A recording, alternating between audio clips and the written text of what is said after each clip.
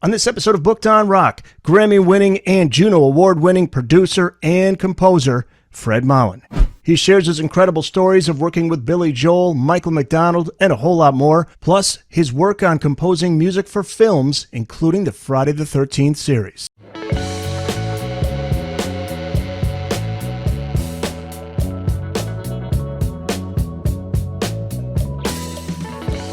Hey guys, welcome back to Booked on Rock. Great to have you back. I'm Eric Senich, this episode's guest.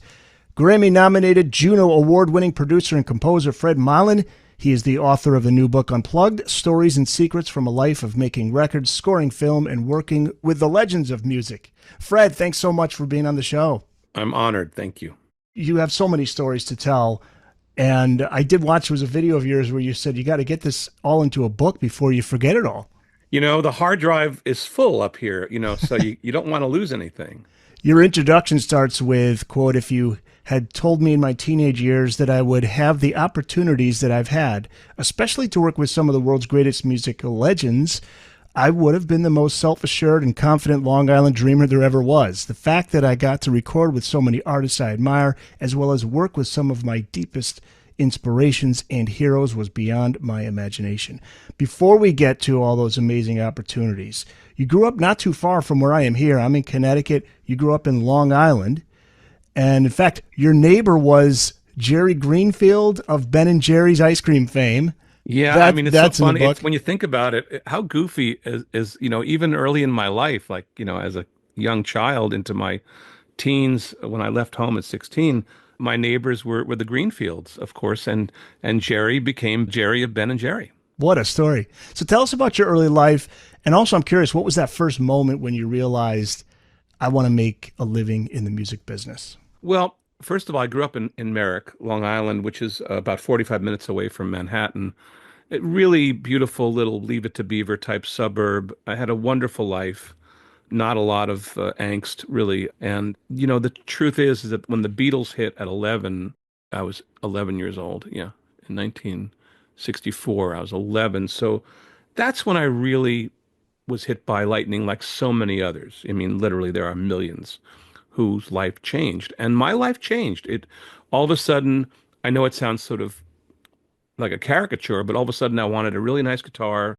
I wanted to write my own songs and sing them and shake my head. And I wanted to have girls. And it was like, bang, so all of a sudden I had literally a roadmap of what I wanted. And then I sort of went at it. And by the time I was 16, in my first year of high school, I was so dedicated to trying to have a life in music, especially at that point as a singer-songwriter, sort of like a James Taylor or someone that I was really admiring at that time. I just wanted to get out of school and start. And so I quit school on my birthday at age 16. It is amazing. Was it February 9th, 1964? That was the Ed Sullivan. Yes. It's amazing how many people in the business like yourself, musicians, producers, engineers, you name it. That one night, it was, 72 million people watching. It changed the world. Yeah, it's just amazing. Yeah. That's why I say they're the most important band in rock and roll. You won't get any argument history, from right? me. It's just amazing. So you're working hard in New York, trying to break into the business as a musician, but it was in Canada where your career and your life changed. So tell us how you end up in Canada, and also talk about how that would lead to your first producer gig with Dan Hill. Well, I struggled. I didn't know anybody in the world of show business. My family is not a show business family, or it wasn't at that point. And so when I quit school, I was knocking on a lot of doors in New York and couldn't get through them. My brother, who had become my best friend, especially after he went to university, he became very creative. And so my brother and I started writing songs together, and he was really he's 7 years older than me, so he was really my best friend, but he was also someone that I had to use on a lot of levels as the person to take care of me, because we were on our own from age 16 on. And so about a year and a half later, he moved to Toronto. He and his gal. He wanted to become an underground theater actor, and there was a huge scene there in Toronto. And so in 72, I joined him there to check it out. And really, I never left. It was all of a sudden, all the things I was trying for in New York, I got.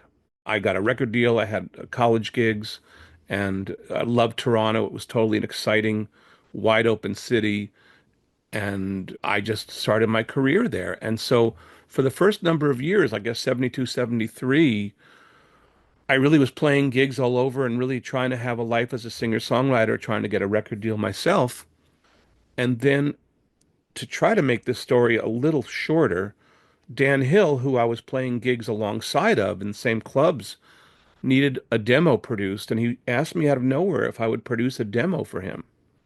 And Dan was really a talented guy. He was writing great, very emotional songs, and the girls loved him, and we became great friends. And so when he asked me, I said, "Of course, I'd love to produce your demo," meaning, of course, I've never produced anything in my life, but it sounded exciting to me, and I knew a lot about what a record producer did, which was basically a director and oversaw every part of the recording. But it was just a guitar and vocal demo. However, I felt very powerful as a producer of that little demo. And interestingly enough, the story was that I got to the studio in Toronto to be the big producer of this little acoustic demo of Dan's. And there was a guy there besides the engineer, and he was sitting there and he had a long beard and black mustache and long hair, wearing a peasant shirt. And I sort of looked at him and I just thought he was a friend of Dan's because he sort of initially just watched us as we started the demo. Then he started to intrude a lot on the demo and he started sort of producing, quote unquote, the demo. And I was like, it was sort of like two roosters in a pen. It wasn't really fun. And I was thinking to myself, what's going on here? Who's this guy? And it turned out that Dan had not told Matt McCauley, who that's the guy, and hadn't told me that we were both producing the demo. So, so it was a creative blind date that Danny had decided was going to be perfect because he felt Matt and I really would complement each other. And he had gone to school with Matt, and Matt was a musical genius. And Dan had the same sort of respect for me at that young age. And we wound up after that session, we had a dinner that night, and I just fell in love with Matt. I just said, you know what? This is really kismet. And we both felt like we had found our sort of heterosexual soulmate and creative soulmate. So then what happened was that Matt's parents decided to finance an album on Dan. And that album became Dan's first album in 74 called Dan Hill, which Matt and I produced. And then that became a gold record in Canada. We had some hits. We had a release in the US, which didn't do anything. Then the second album was an album called Hold On by Dan. Again, went gold in Canada and had terrific results, but no results in the US. On the third album, we were told by the record label in the US that they were going to drop us if we didn't have a hit. But that's how I started producing, and then I can talk about the story behind Sometimes When We Touch, which became our That's, yeah. iconic hit. Yeah. Yeah, your first hit, which is your biggest hit. The chapter really breaks down the recording of the song and all these parts that you put together to come up with the song. But there's one I wanted to focus on, and that's the vocals, particularly at the end of the song, that last line in the song. Well, first of all, we were kids. We really were. I mean, I was 23, Danny and Matt were 22, and we were very precocious kids. And we had already had success in Canada, so we were feeling pretty good. And then we were very deflated when the US company said, "We're going to drop you if you don't have a US hit." So the pressure was terrible. I'm not going to get into the story of how the song got written, but that's a good story and part of the book. But you're asking about how the record was made, and it was made under tremendous pressure. And being so young, I don't think we were, I think there was a good part of us that were like so full of ourselves that we didn't feel the pressure.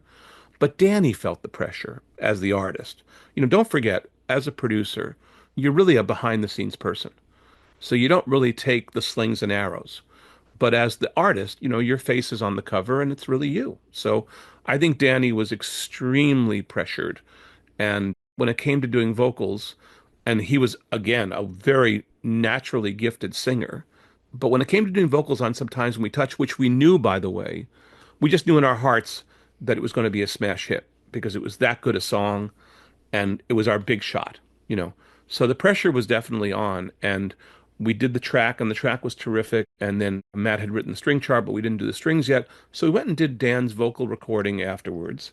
And I'm not going to give away a lot that's in the book, but basically, Dan really had a hard time doing vocals on that song. He just didn't really seem to have his normal phrasing and sound and pitch and we just wound up recording six different vocal tracks, and then we wound up having to comp, meaning create a composite. And those days, see, now we do it on computer, it's easy to put the thing together. But in those days, it was faders on the console. And it took 2 days to put the vocal together. And it was me and Matt and Dan, because Dan was very involved in everything. But it was me sort of and Matt, and we would do, you ask me, stop tape, and I would do faders, and you ask me, and I'd stop tape. I say, how was that? And if it was impossible to hear the move, we'd move on. So there were 96 vocal moves on that record. Now, Danny gave us great moments and great words and great little phrases, but it took all of our talents to put that vocal together. And then Matt did a glorious string arrangement and we mixed it. Now, if you're a fan of that record, and apparently it's considered one of the 200 most played records in the history of radio, etc. So I guess everyone knows the record. And if you love the record, you remember that the last note, which is till the fear in me subsides. And he goes, till the fear in me subsides. And we always wanted Dan to hold the note long at the end and let it be sort of the big climax. So, till the fear in me subside, and hold that note. And then when we got to the mix, which was a four-person mix, we're all holding different parts of the board and doing different things in the mix because there was no automation. It was a very performance-oriented world of making records. And I was handling the vocal and I was handling a couple of drum fills. Matt was doing the strings, Danny was doing other stuff, and my engineer was doing other stuff. So all during every mix pass, we'd all be doing our moves. Once we got into the final versions of the mix, it was very clear to us that we didn't have that big climactic last note. As a matter of fact, Danny held it for about 2.5 seconds, and then his voice cracked a little bit. So the best one we had was about subside, a little tear in his throat. And it wasn't a tear that would make you feel great. It was a tear that was a mistake. So here we are again, this sort of Damocles is hanging over our heads, and it was me, I take credit, because I was handling the vocal as well as drum fills in the mix. And I just, out of nowhere, and again, we're talking, this is necessary. So, this is the mother of invention, is necessity. And so I said, let me try something. And I went to the board as I was sitting there and I grabbed the vocal reverb that I was dealing with on Danny's vocal track. And when we got to that last note, subsides, the minute I know he was going to crack during the mix, I jammed the sound of his voice with as much reverb as possible, but at the same time, I pulled down the fader really fast. And the percussiveness of me pulling down the fader amplified the reverb.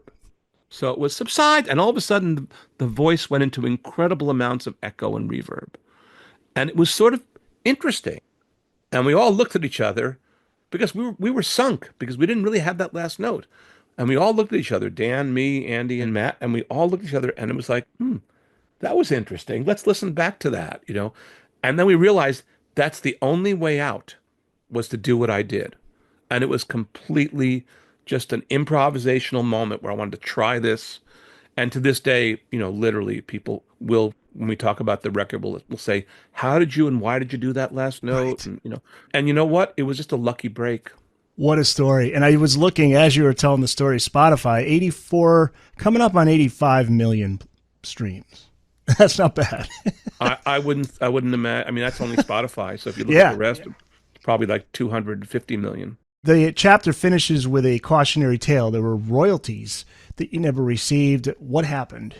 Well, I'm glad you read the book because you're bringing up good stuff, and at the same time, it's no longer traumatic. Yeah. Although traumatic was definitely a word I would have used. Yeah. We had a huge hit, and so therefore there should have been huge money coming in for all of us. Danny and Barry Mann, who co-wrote the song, and the publisher, as writers and publisher, made money from the actual airplay on the radio, etc. Record producers and artists don't make money from radio play. So our money came from the record label as mechanical royalties. And this was the first time ever that Matt and I were going to see this kind of big money coming in as producers, and Dan as an artist. When the money started to come in, which would have been about a year later, So the record was a big hit, 77 into 78. And I think the first money was coming in around July of 78. And we were already had moved to Los Angeles and were working for Clive Davis. And I remember getting a phone call, and Matt and I both got the phone call while we were making a record in LA. And the phone call was, have someone go to GRT Records in Canada, which was our label in Canada, who would license the project, and we did, to 20th Century Fox Records in the US. And they said, have someone get there right away and get your money because we heard they're going bankrupt. And, again, I'm just a kid. I don't even know what bankrupt really meant, you know. And Matt called his parents, who owned the masters and had leased them to GRT initially. And they sent someone over to the offices of GRT to try to see if they could write a check to us before they, in fact, went officially bankrupt. By the time they got there, the door was padlocked and they went into full bankruptcy. And all the money that should have gone to us, especially in the big years, when our album Longer Fuse and that single were making its biggest money, was eaten up by the bankruptcy. We never saw a cent. I had married my gal, had moved her from Toronto to LA. We had bought a home. We were furnishing our home. And basically, I was spending my money before I made it, apparently. It just taught me a hell of a lesson, which, of course, is don't spend your money till you got it.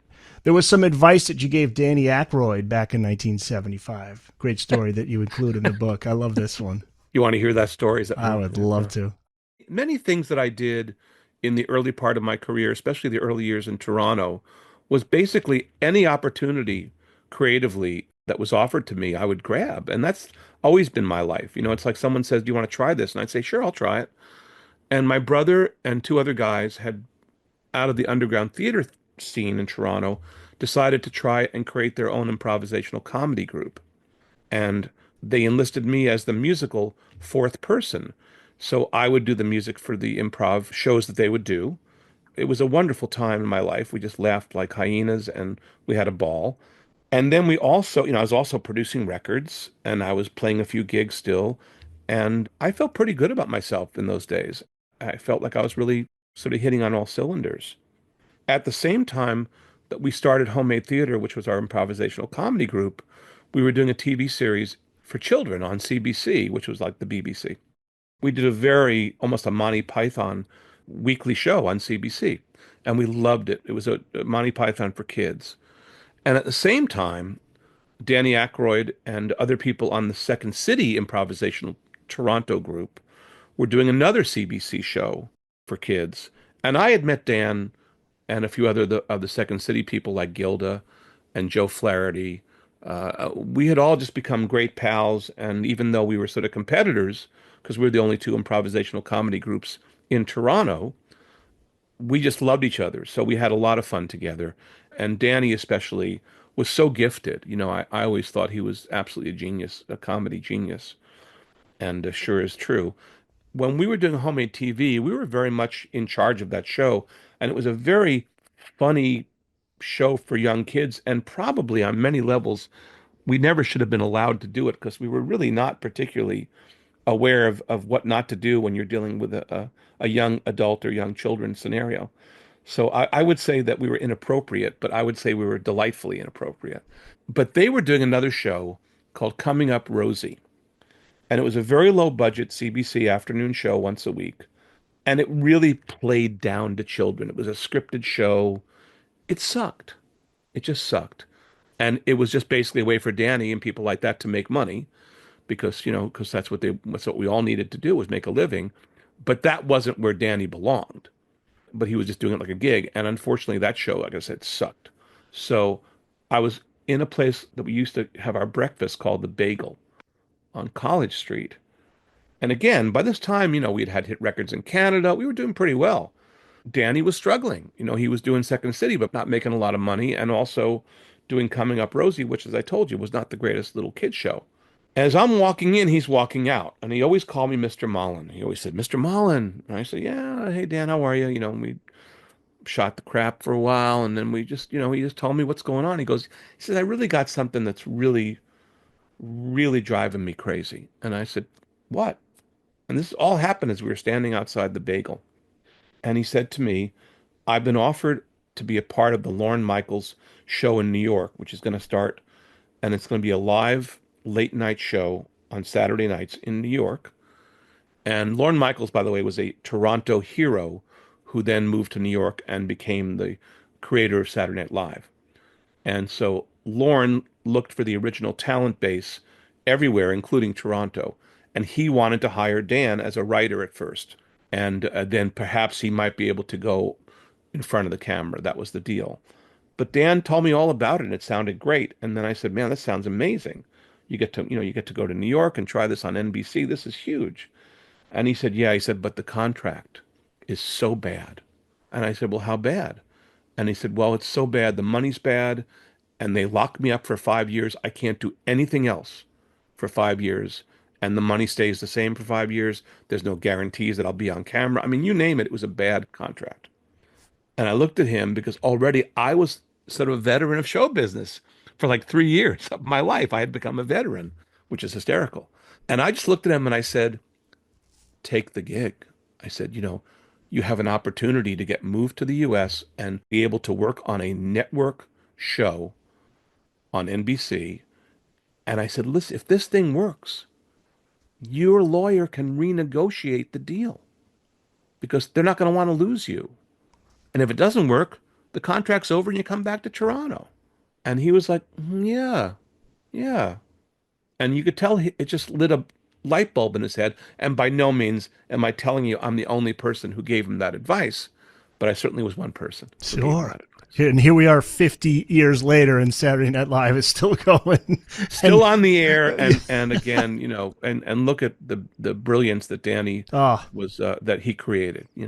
and you yourself have a sense of humor like Danny Aykroyd. You played a prank on Rod Stewart. I had Joel Selvin on this podcast, and I'm going to tell you he was one of my all-time favorite guests. I mean, and he has a great line that he tells you. So I'm hoping maybe you could also add that to the to the end of this story. Do you really want me to tell you this Oh, story? I love this story. This is a whole chapter, man. I know. I don't want to give away too much. You tell me. I always Well, sometimes guests will say. I'm not going to give you the whole chapter, but Right. Joel's gal was my editor, and Pamela Turley is terrific. She wound up doing. She didn't really edit, but she organized everything, especially the timelines, and that was a great help. And she also told me to get rid of two chapters, and one was a chapter about all the pranks we would pull during the early years of producing because we had so much spare time. These records would take sometimes 2 months to make, and we were just kids, and we would have a lot of fun pranking each other. This chapter, she said, if you put this chapter in, she said, people will hate you. So, so I opted not to put it in. And then there was another chapter as well. But the one chapter I kept in because Joel Selvin, who I consider a mentor and a dear pal, he said to me, you must keep this chapter in because it involved Rod Stewart. And he said, when you have a chance to prank Rod Stewart, he said, basically, isn't it your duty? He said to prank Rod Stewart. Yes. And Rod was really at his absolute peak at that point. He'd had a lot of success, and he was recording an album in Toronto at the same studio that Matt and I worked at, which we felt we sort of were like the kingpins of. And he took over the big studio for about a month, and he was going to record the album, which turned out to be Tonight's the Night, which was a huge record, which had his biggest hits, I think. For him to record in Toronto was a big deal. He was there because he had some tax problems in England, and he was fleeing from those. We never said hello to him the whole time. And, we would have lots of opportunities to pass him in the hall or whatever. But he was really never particularly interested in people like us because I guess we were sort of below him or something. And, that sort of got the punk in me and Matt it sort of instilled a bit of a chip on our shoulder because we were pushed out of the big room, which we didn't want to be because we were busy and we had to work in the smaller room. And secondly, we certainly had a lot of respect for Rod Stewart, and we would have hoped that he would have been, you know, at least somewhat nice to us or interested in us, and he just wasn't. And my partner Matt and I were partners in producing records till '81, when Matt made some changes in his life and didn't want to produce anymore. But at that point, we were still a partnership and a lovable, delightful partnership, except when, we felt a little pissed off. So Matt became sort of the architect of this particular prank. And it was really I mean, Matt's brilliant. So it was a brilliant bit of pranking. Yes, it And I don't know, do you want to is. hear the whole thing Well, it's up to you. Yeah, I mean, I just well, first of all, I mean, pranksters should take can I notes. curse on this show? Oh, Can I you talk sure about this? can. Yeah, you sure Okay. can. I'd say Well, pranksters out there, this take notes on this one because this well, is. this was a fucked up prank because it took a lot of like Matt was really at his best when he let his dark his dark side out. And this was really, yeah, Uh, well planned out, well no, executed. it was like almost military. It was so Yeah. beautifully done. He decided now Manta only had one bathroom for guys, one bathroom for girls. And in the bathroom for guys, there was a urinal and there was a toilet. We sat a lot in the hallway section, sort of like a little round table, and anybody who'd have to go to the bathroom would have to pass that little round table where we all would sit. And Matt decided to go to Main Street, which is Yonge Street in Toronto, and he went and bought fake dog shit at a magic store. And he also bought some Nestea, instant Nestea. He was already there, like he already had it in his mind. And so what he did was he constructed basically what looked like in the men's toilet that someone had had a terrible situation. And with the actual, fake dog shit, which he meticulously stained with wet Nestea and toilet paper. I mean, it looked horrible. And the And there was a water. puddle there. Yeah.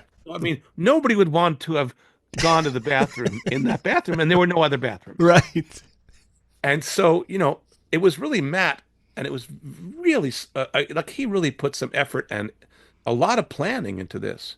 And when he finished, and he said, "Check it out," I went to the bathroom and looked, and it was just as disgusting as you could ever imagine.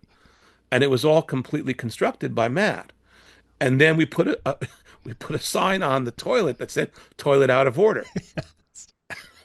And I feel so bad telling the story because I have nothing against Rod Stewart. I I, think Rod Stewart is actually one of the greatest artists I, that is I, still continuing to this day. I was about to say that I'm a huge Rod Stewart fan. So this is Yeah, just, so this but is funny. You could have done this to anybody. It's not just because it's Rod Stewart. It's just, well, I think that when I told Joel Selvin about the story, he just said, "Oh, perfect, how perfect." But the bottom line is he wasn't very nice to us. yeah. And so that's probably why we did this. And again, Matt really was he was the person who constructed it. Yeah. And actually And eventually Rod had to go and yes, I was going to say he so then we sort of made our we planned to just sit literally in the sort of common area, which was the hall and the little where the round table was and the couches. So we could watch him leave the studio and head to the bathroom. And it took a while and eventually he made his bathroom run.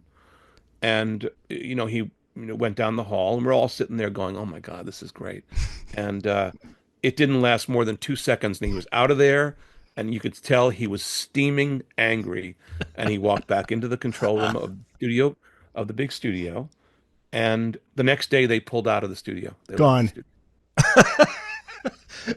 And my He, and my dear friend Andy Herman, who owned the studio and was our engineer, somehow he forgave us, but we didn't expect that. oh my We expected God. actually someone to laugh about it, but he Right. actually pulled out of the studio. Oh my So God. to this day, I can, if Rod, if you're listening, I'm sorry. Yeah, because now he's, oh, you're the one. You're the son of a bitch who did that. What was the Joel Selvin line that he had for you too? It's at, Gee, I don't remember it oh, exactly, I but he gotta said, look it up. I think he said, "Isn't it everybody's duty to prank Rod Stewart?" Yeah, that's it. Joel, by the way, his book on Jim Gordon was just absolutely phenomenal. I agree. Drums and Demons. Yeah. Drums and Demon, and we had a chance to work with Jim once. Yeah, Oh, really? yeah. Wow. What a drummer. What a What drummer. a drummer and just a tragic story. Yeah. Yes, a drummer who had real mental illness and paranoid schizophrenia that no one knew, and nothing like drugs and paranoid schizophrenia to make you want to murder your mother. What song or songs did you work on with him? I brought him up. I mean, purposely, I reached out because I'm a drummer initially, and so I was a big fan of Jim's playing. And when we were in our fourth album for Dan, the album after Sometimes Sweet Touch album, I really wanted to bring in some other drummers, and certainly Jim Gordon was on the top of my list from LA. So he came into Toronto and he played one day of sessions with us, and he played just great stuff, which is on the fourth Dan Hill album. My memories of Jim were that he was brilliant and that he didn't really hang with us. He didn't have much to say, but he seemed lovely, but wasn't really like one of the guys. And after 2 days, he went home and we have gorgeous drum tracks. Sadly, shortly after, he hammered his mother to death. Yeah, man. He was, boy, he was on so many recordings, but most famously for Derek and the Dominoes, Layla, Yes. and all that. But anyway, so yeah, I mean, honestly, I mean, out of the list of the top 10 studio drummers, he would be at least on the top three yeah. of all time. Talk about the dark side with the drugs. And Harry Nilsson was a story in the book. He wasn't all that nice to you. First of all, you really know your stuff. This is really a delight Thank to you. talk with you. I enjoyed the book. I told you, there's so many stories in it. Thank I you always so feel much. bad because I don't want to reveal too many, but there's Well, yeah, way more than we're going to cover here. So you're get giving the away the book. good ones. There's only There's, two chapters or sections in the book where I do bring up some pretty bad stuff. The Harry Nilsson thing is one of the stories, and when Jimmy Webb was doing an album with us in 1978, which was a great thrill for Matt and I, we had just moved to Los Angeles, and to produce Jimmy Webb was my dream. And so to produce that record was so important to my life, and I've been working with Jimmy ever since. It was a dream to make that first record, of course. And again, we're just kids. And I remember at one point we were at Larrabee Studios doing vocals with Jimmy. And listen, you know what? Those were days when we all were doing things we shouldn't have done because they were good for us. Like cocaine was good for you then. The one thing I remember though was for Jimmy's vocals, we wouldn't want to do coke those days because it would stuff his nose up and fuck his vocals up. So we were pretty good to not do coke those days, even a little bit. And I remember that Harry Nilsson, who of course I didn't, you know, Harry Nilsson's a giant, literally. I mean, he was already considered a legend. And he walked into the studio, and I didn't know who it was because it was a guy who was literally 3 times the size of the person I thought Harry Nilsson would be. So he looked like Baby Huey, and he was disheveled and very loud. And he walked into the control room, and we introduced ourselves. And he didn't even let us introduce ourselves. He said, "Move away." And he got to the console, and he went on the talk back because Jimmy's out there doing vocals. And he goes, "Hey, Jimmy." And he's obviously drunk and stoned. And he goes, "Jimmy," and it's daytime. He goes, "Jimmy, I got the best fucking cocaine. You got to come in." Now, again, we're kids. And I'm like, "Harry, why don't we wait till his vocals are done?" And Harry goes, "Fuck you." mm, And he pours a ton of cocaine on the console, spills it on the console, and he puts his big fat head on the console and snorts it like a monster off the console. Jimmy comes in, they love each other, give big hugs to each other, and then Jimmy starts doing cocaine and the session is over because Jimmy can't sing once he's all stuffed up. And it turned out that Harry was very angry that young people were producing his buddy Jimmy. Like we did not have the right to produce him. And you know what? We were very precocious kids, but we were really good. Like Matthew and I made an incredible team, and we knew what we were doing, and we were doing a wonderful record for Jim, and Jim loved us. Harry didn't. So that was a bad experience. If it ended there, it would be fine, but it didn't end there. And so you want me to finish the story? I assume yeah, you you do. saw him Um, again, right? You ran into yeah. him at a So party. yeah, so then a few weeks later, Jimmy had a party at his house in Encino, and my wife and I attended, and we had a ball, incredible array of people, and it was a lovely night. And Harry was there, and I tried to keep away from him. And again, he was like the Goodyear blimp. He was a big, fat, slobby version of himself, but I kept away from him. But in the middle of the party, he came up to me and he said, "Fred." And I said, "Yeah." He goes, "Oh, it's good to see you, man." And he was really nice to me. And I'm thinking, "Oh my God, this is great. He's accepting me, you know." And I said, "Oh, great. So nice to see you, Harry." And he said, "Come with me." And so we went to the other living room. And he said, "You got to try this shit." And I'm like thinking it's cocaine, going, "I'm there. Harry Nilsson's going to share some cocaine with me." He cupped his hand. So I put my nose into the cup and I snorted. And the next thing I remember was I was on my back and my wife Dina was sobbing over me, and I sort of came to. And it turned out that what he gave me was amyl nitrate, which is stuff that is supposed to start your heart. So it's a medical, I mean, it's used recreationally, but it really is for people who need to start their heart. And I had snorted that enthusiastically, thinking it was cocaine, and I blacked out apparently. And apparently, Dina said to me that when I blacked out, I dropped and I missed a very classic antique hard table. My head missed it by this much. So I Wow. literally could have been killed or had brain damage or whatever. And when I woke up and I came to, I was lying on my back with Dina crying and Harry's leaning over me, laughing and going, "It was amyl nitrate, man. Fuck you." And he went away. So the Harry Nilsson that I knew was a devil. I mean, he was a monster. Well, that's what I was going to ask. I get his reputation prior to that was he was a great guy, nice guy. Everybody got along with him great. And Or I want to tell you, everyone got along with him great as long as they stayed as drunk and stoned as he was. right, Jesus. Yeah, and that always begs the question: is like, is that bringing out who you really are, or are drugs and alcohol? Well, I did watch the documentary, which I thought was really I good. did see It that came out, too. Yeah, yeah, years ago I watched it, and he really had such a terribly sad background and childhood, and I mean, he just was a tortured guy. yeah. But again, that doesn't mean you try to kill me. Thanks. No, absolutely. Yeah, Grammy-nominated Juno Award-winning producer and composer Fred Mollin is our guest. His book, Unplugged Stories and Secrets from a Life of Making Records, Scoring Film, and Working with the Legends of Music. And you sure have, including Michael McDonald. There's a photo in the book of him from 78 with you at Sunset Sound in Hollywood, which is where you can see the Van Halen banner behind me. Many of the great Van Halen records were recorded. Oh, What's it like? sure. Yeah, what's it like working with Michael McDonald? Well, Michael, we reached out to Michael. See, I'm a fan of music, and I'm a musicologist without knowing it. But when the first Doobies album came out that had Michael on it, I had gotten it early on, and I listened to that guy, and I said, "What a voice! Like this is the coolest stuff ever." And I had known Michael's name because he'd sang on Steely Dan's Katie Lied album, which I was also gung ho over. So I listened to a lot of music, and I took note of these kinds of things, and I said, "Man, the drummer on Katie Lied was Jeff Porcaro. I got to work with him one day." And the vocalist who sang all the backgrounds was Michael McDonald.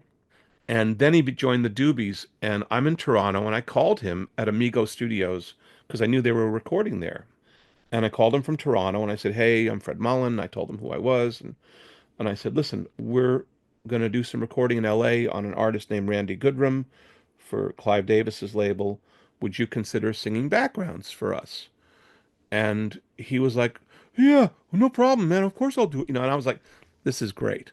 So Matt and I flew to LA and we did 3 days of background vocals and overdubs on this project. And Michael and Leah Kunkel, who just passed away sadly, but Michael sang backgrounds for us on 3 songs for Randy, and they were superb and just lifted the recordings up so much. But more importantly, we were about the same age and we just got along like a house on fire. So, I've known Michael forever and we've worked together on so many different things and we're such great pals. And I love his wife. I've produced his wife, Amy McDonald, who goes under the name of Amy Holland. They're just the most dear people and they're extended family. But it started with that. Yeah. Wow. So is he like his voice is so great? Is he like a one take guy? Do you even have to? He It's certainly like you're can be. good. You know, Yeah. when you have somebody that gifted and you have the opportunity to try a few more passes, you do it. Yeah, and he's got a great sense of humor. He seems very humble.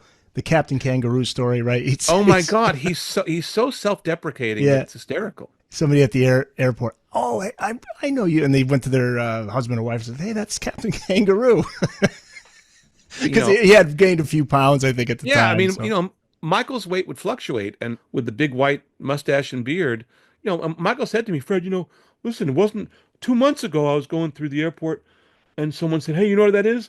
And the other girl said, 'Yeah, Santa Claus.'" So yes. he'd make fun of himself, and he Well, still does. He has well, he has the most self-deprecating sense of humor. Yeah. and if you want to next time you talk to him, because I have a few friends, women who are just still in love with him, so you could tell them that. He They listen, are in love with Michael in my McDonald. lifetime, I don't think there's anyone more soulful and more brilliant Oh man, than Michael. yeah, absolutely. You worked with Ronnie Hawkins in 1981. A hysterical one-man wrecking crew is how you described him. He's got Bo Diddley stories that he Oh my some. God. All we did with Ronnie's album, when I moved back to Toronto, my wife and I, after 3 years in LA, had had enough from 78 to 81. Um, at that point, I was no longer working with Matt, so I was on my own as a producer. And we wanted to have kids, and I missed Toronto, and we said, let's go back to Toronto and have kids there. And hopefully, when I got back to Toronto, I figured I'd be a hometown hero and be really busy. And frankly, it never happened. It was sort of like, oh, we were sort of remember you. But I did get one project the minute I got back to Toronto in 81, which was producing Ronnie Hawkins, whose most famous place in history is, he was a 50s rocker who moved to Canada and became sort of the mayor of Yonge Street in Toronto and had this lovely career and became a Canadian icon, but never really had hit records, but he was just a great entertainer. But his background of his history that people will always talk about is one of his last bands that he put together in the 60s turned out to be the band. So Lee Von Helm, Garth, Robbie Robertson, Rick Danko, and Richard Manuel. It was Ronnie who discovered those guys and Yep. turned them into a band, which then became the band. So for that alone, Ronnie should be in the Rock and Roll Hall of Fame. He's certainly in the Canadian Hall of Fame. But making that record in 81 after I'd returned to Toronto was absolutely, I mean, literally, I had never laughed so hard in a studio all day long in my life. He was like Andrew Dice Clay. I mean, he was just like one disgusting story after the next, one disgusting aside after the next. And all we did was laugh, and we made a great record. I won him a Juno Award. I gave him a hit record in Canada, and always loved him. He's gone now, Awesome. but we really had a wonderful time making that record, and his stories were absolutely disgusting. Yeah, I cannot believe that all the members of the band are no longer with us now. that's right. I They're mean all that gone now. Garth was the last one. right, the professor. Yeah. Any piece of advice, like what would be the first thing you tell if somebody's a young person right now listening to this, they want to get into producing music, rock and roll music, pop music, whatever. What's your piece of advice that you would give them if you're just Well, I starting mean, out? I produced and started my career back in the day, and it's no longer what it was then. So I just want people to know if they really can't do anything else, if literally they're so driven that they have a calling, and that calling is to direct music in the studio, meaning being a record producer. And if that's their dream and they want to pursue it and they have no other choice, that's the only advice I give you is to go for it. But let me tell you that it's way tougher now. It is absolutely, your chances of having success are so slim. And even if you have great records that you make, only 1% of all new music sells. So, that's a different world. I don't know, and this is a chilling thing to say, but I don't know if I would have pursued my career if I had started now. Yeah, because the business model now is drastically different than it There's was. no comparison. There, yeah. It's literally has no relation to what I started with. How do record labels survive now? How, Well, record labels do great because what's happening now is that the major labels and the smaller labels make all their money from their back catalog, which is streamed. So they make a fortune without having to do anything. So they don't even have to manufacture product anymore. So they no longer need marketing of those records. They don't need distribution of those records. They're just available on streaming and they just collect. so they So still it is, make money, but yeah, so I'm saying, but everyone makes money, but the record labels make the most. And so literally record labels now no longer have to sign new artists if they don't want, and most of the time they don't want to, and they don't have to have product manufactured. They just put it out there and it's streamed. And so again, we're looking at a whole nother world now. There, in but the old days, we really had a shot. I don't think I would ever have had a shot now. because that led to job cuts, and that leads to now where it's probably difficult to get a job Well, at a there, I record mean, label because they don't need there's you. no longer, Yeah. half the reason that you'd have people working at a record label were because there was actual product being manufactured and having to be marketed, and they'd be signing all sorts of new acts. None of that happens. I mean, literally, these labels are making a fortune off of all the iconic artists that they have that are streamed, 100 million, 200 million times a day. And so they make great money and they don't have to do anything. Wow. Yeah, I just had Paul Rappaport on. Do you know Paul from Columbia? He was the vice president I for know the Columbia for name. like 30. Yeah. So he said he left in '03, and he said we're just making money hand over fist, and it was like we could promote bands and we had more money than we could even ask for to work with. And then that all changed, and you got into the 2000s, and it just changed. And speaking of finances and difficult finances, when your movie career takes off, at that point you're really in need of money, and all of a sudden you have more work than you can keep up. This is when you have a child and suddenly film work comes along. How did that happen? Yeah, we had moved back from LA. I was trying to continue my life as a record producer in Toronto and didn't have a lot of success, did a few projects, but it wasn't, like I said, it wasn't a homecoming hero scenario. And again, this is a part of my life. Someone calls up and says, "Do you want to try this?" And I'll say, "Yeah, I'll try that." And that was scoring a TV movie. And then it became someone called and wanted me to score a big movie in the sense that it was going to be distributed, with a lot of theaters and it was an actual feature. And I did that. And so all of a sudden, I just made this left turn without really wanting to, but it was paying me and it was musical. And so I became a TV and film composer from around 85. My son was born in 84. And by 85, I was sort of making a living no longer really in records. And again, don't forget the Dan Hill money, had not been coming in and still didn't come in. So my biggest hit, was not bringing me any royalties. So yeah, it was a little bit tough. And all of a sudden, projects came in that were challenging for me. I was interested in the challenge. And I had no interest whatsoever previously of being a film and TV composer, but I started to become one and I fell into it and I sort of liked the challenge and I liked the money. The money was good. And then by 87, I was full time and really making great money, both on the back end through my airplay royalties as well as from my fees. So I'm fascinated with the process of this. Are you given the film to watch as is without music and come up with the music based on what you're seeing? Are they giving you direction? Are they saying this is what we're looking for? Well, I mean, again, I did a lot of TV series work, dramatic TV series. So once you start a series, you're working with a team of people. And once you've already created a sonic and musical landscape that they like, there's really no time for them to oversee you. You do your work and deliver it. So, on all the TV series I did, especially the ones that were long running, once the thing got going, everyone trusted each other and everyone did their job and delivered it. And as long as you didn't drop the ball and not deliver it on time, they loved you. And so, and it was a lot of teamwork and camaraderie in that regard. And as far as, if I was doing a one-off project like a movie, I'd sneak in a movie occasionally or TV movie. Then there's a little more involvement because you're working a little closer with the director. On TV series, by the time you get to the show in post-production, that director's gone and they're doing the next show. So, so I didn't really have a lot to do, but when I did work in other movies, then yes, you would work very closely with the director. You'd audition music for him, which is what we did the first episode of each series. But once they signed off on what you did, it was like, man, we're busy. Just keep going.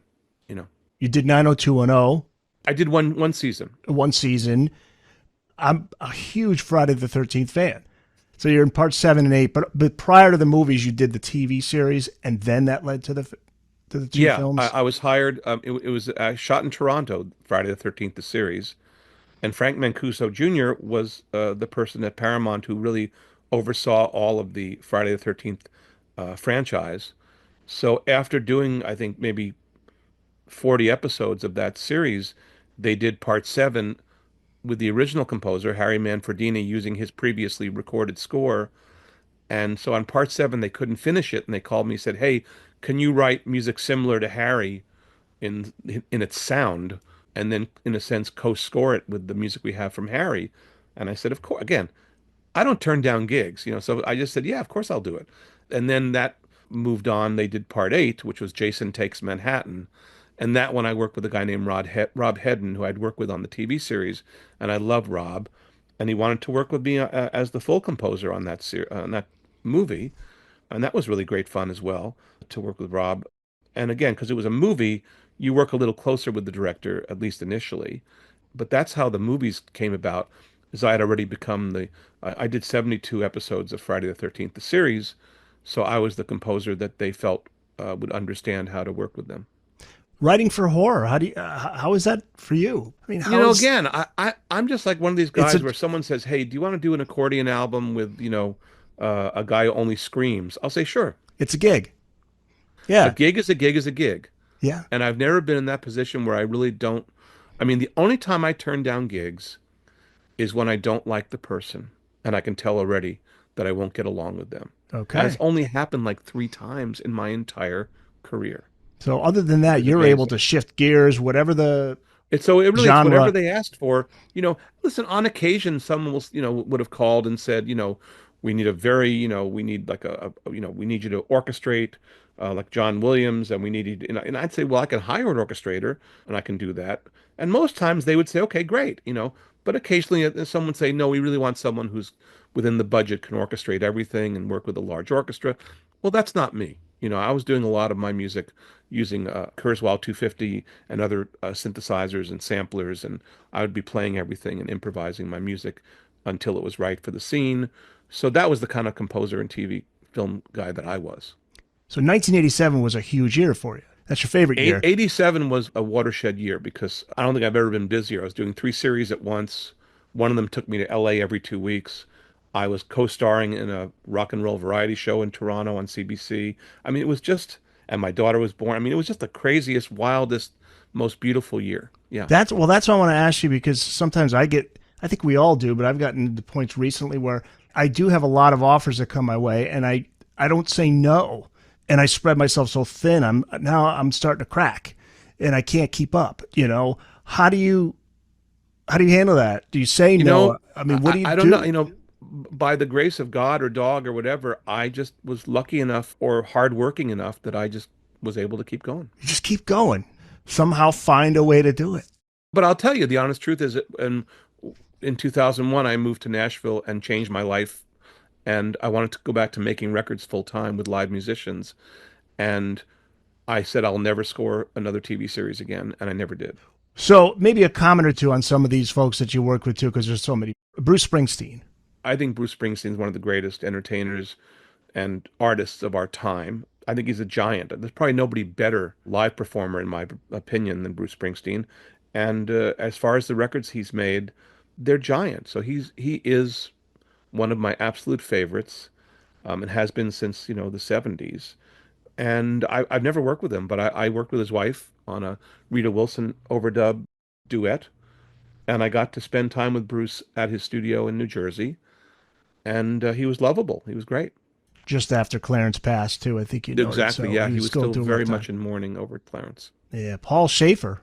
Paul and I, when I first moved to Toronto, we played in Tony Kosanek's backing group, and Paul was on keyboard. He was fresh from Thunder Bay, Ontario. I was fresh from Long Island, and we wound up in Toronto around the same time. He's a little older than me.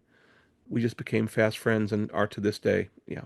Danny Korchmar. Some listening may not know who Danny Korchmar is. They've heard him play on songs. He's so important to rock history.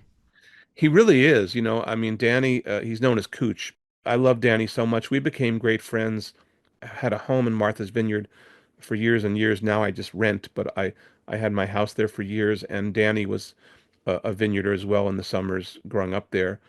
And Danny is one of those guys they really need to write a book on Danny, or Danny needs to write his book because he was so pivotal on so many things. Like he's the guy who grew up with James Taylor on Martha's Vineyard in the summers on Martha's Vineyard. He's the one who bullied James into being a solo artist. There would be no James Taylor without Danny.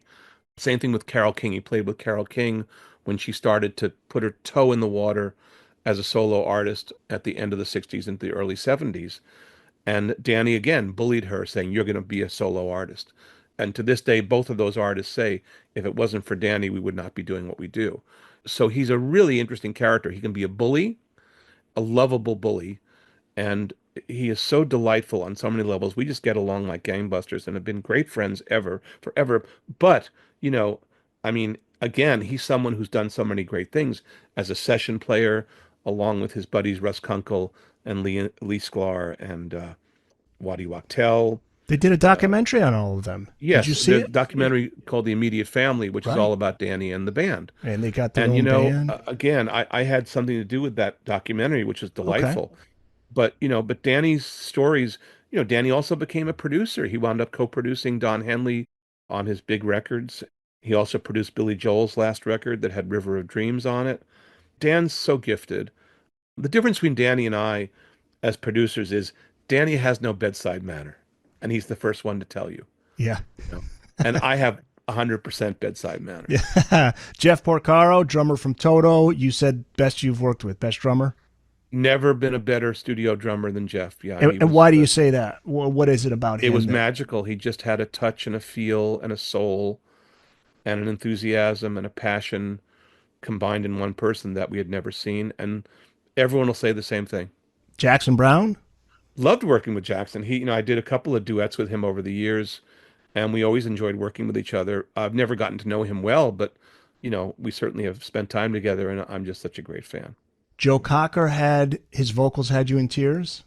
Yeah, I've only gotten to work with a few people once, and Joe was one of those people that we were doing the second of two Jimmy Webb duet albums. And I said to Jimmy, what do you think about bringing Joe Cocker on as a duet? This was 2011, I think. I said, what about Joe doing Moon's a Harsh Mistress with you as a duet?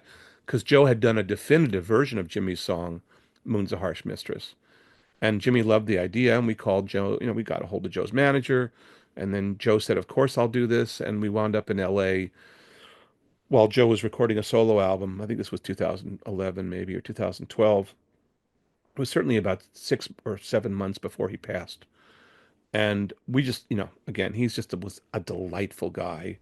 And, we did a couple of overdub passes on his parts of the song where he sang his lead in the duet. And we were all just sobbing because it was so emotional. I mean, Joe Cocker is now being inducted into the Rock and Roll Hall of Fame. It's taken this long, but he's so deserving. I mean, he was just really such a soulful singer and artist, and what a great thrill it was for me to work with him. It was only that one time, but it was marvelous. From a producer standpoint, if you had to pick a song or an album that you would say like that is it, like the definitive creation, what would it be? Because Pet Sounds comes to mind now. I like that more and more as I get older. Like it didn't click Yeah. with me when I was I mean, younger. Or a there's so Beatles many. album. I mean, I think in the top 10, of course, is Sergeant Pepper, Born to Run, Bruce Springsteen. That album shook me up. Pet Sounds, of course, by the Beach Boys is a work of genius. There's too many albums that I Mm. love, but those three, yeah, those are top 10, sure. I mean, Pet Sounds is just so ahead of its time. So nobody really got it at the time. Wasn't And that much of a success initially, no. yeah. So finally, because my mother loves Johnny Mathis, you worked with him and Billy Joel, right? In 2011. Sounds right. Well, first of all, I've produced two duets with Billy, and I love him. We got along famously. We're both Long Island kids. He's a little bit older than me, but again, we had just a great connection. So I worked on a duet with him and Jimmy Webb for Jimmy on Wichita Lineman. And then when I was doing Johnny's Christmas album, Sending You a Little Christmas, which I think again was like 2012, recording it in Nashville, I reached out to Billy and said, would you want to do a duet with Johnny? And he was like, oh, I'm there, and he flew himself in and he wanted to do it with John, which, a lot of the duets I do are done after the main artist has done their parts and then we overdub the duet. But Billy wanted to be there for the Day of the Musicians with Johnny live. And we did Chestnuts Roasting on an Open Fire, which is called the Christmas song. And I had positioned who would sing what lines and what verses, etc., what harmonies and so on. And John, even at 90 right now, still has the same voice that he had when he was 20. It's remarkable. Billy probably didn't know what to expect, but when they started singing together, and Columbia shot all this on video, although I've never seen any of it, but I do remember watching Billy, who was in one isolation booth, but could see Johnny and could hear Johnny, and vice versa. And at one point, the song modulates, and Johnny has to hit some really high notes. And Johnny did it so effortlessly. And Billy just looked at me like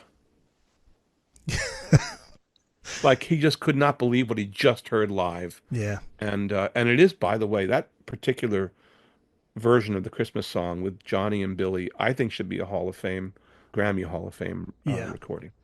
My favorite Christmas album, hands down, is the one where Mathis, he's on the skis. That's the original one. That's That was the like, yeah, original it was one. like him in a photo studio with a winter outfit and Right. skis, And but my he was sweating to death or something, my dad played it every Christmas, and I remember Yeah. transferring it onto cassette, and then I got it on CD, and now it's, of course, you can get it. Yeah, no, listen, I've produced two of Johnny's Christmas albums, but he's done six.